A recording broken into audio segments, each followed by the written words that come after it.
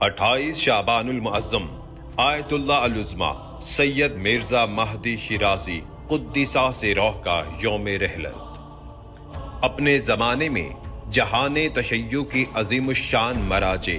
اور زعماء میں سے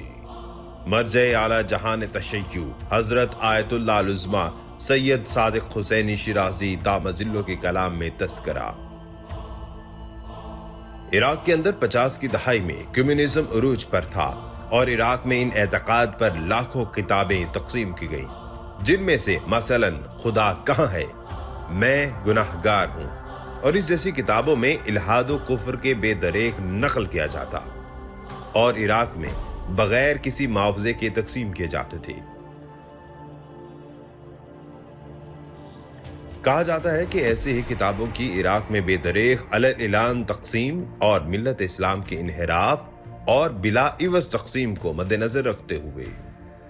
والد مرحوم آیت اللہ العظمی الحاج سید مرزا مہدی حسینی شیرازی قدسرہ نے اپنے تمام طلاب دینیہ کو ہدایت کی کہ ہر شب اپنے قریبی امام بارگاہ اور مساجد میں دینی محافل کا اہتمام کریں، چاہے وہ کتنے ہی کم وقت کے لیے کیوں نہ ہوں، اور عوام تک اس جاری ملحدانہ تحریک کے خلاف آگاہی پھیلائیں اور انہیں دین اسلام کی ثقافت سے آشنائی دلائیں۔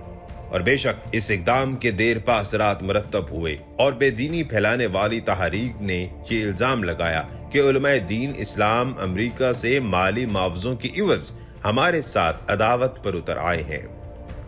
لیکن چونکہ عوام الناس پر یہ صورتحال واضح تھی اور نہ صرف ضعیف اعتقادات پختہ ہوئے بلکہ ان جھوٹی تحریکوں کے فریب سے باز رہے۔